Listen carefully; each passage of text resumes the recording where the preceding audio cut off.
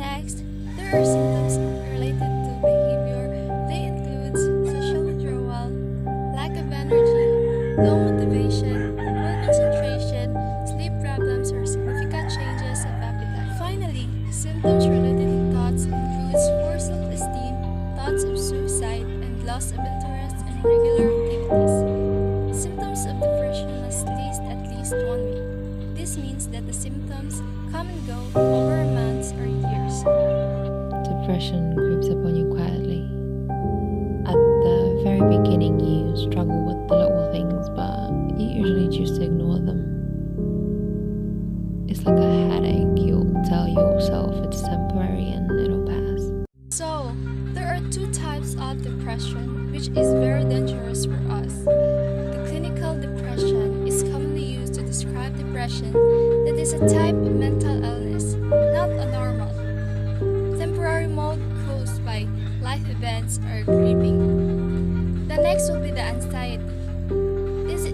Anxiety is your body's natural response to stress. It is a feeling or fear or apprehension about what someone feels. It can be difficult to think of these thoughts, feelings, and behaviors as symptoms. The negative effects of depressions are not eating well, negative thinking, unable to sleep, and hopeless or helpless. So, to many of us, because they're in our head, they can seem like decision.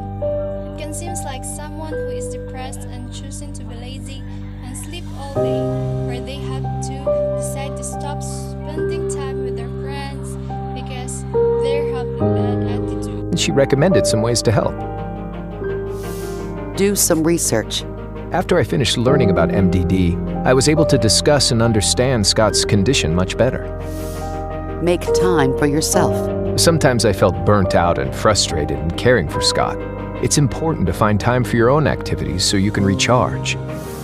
Be patient. MDD can be chronic and recurrent. It's normal to want your loved one to get better and to feel guilty if you can't make that happen.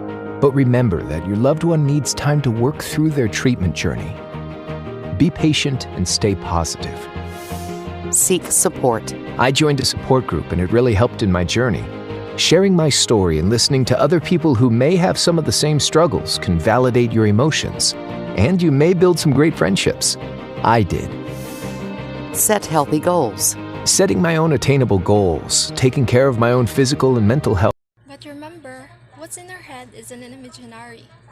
Our thoughts, feelings, and behaviors are influenced by complex series of chemicals in our brains. Depression is a very real and treatable illness, but myths, misunderstandings, and stigma continue to be barriers to treatment for many, and the consequences of untreated depression can be life-threatening.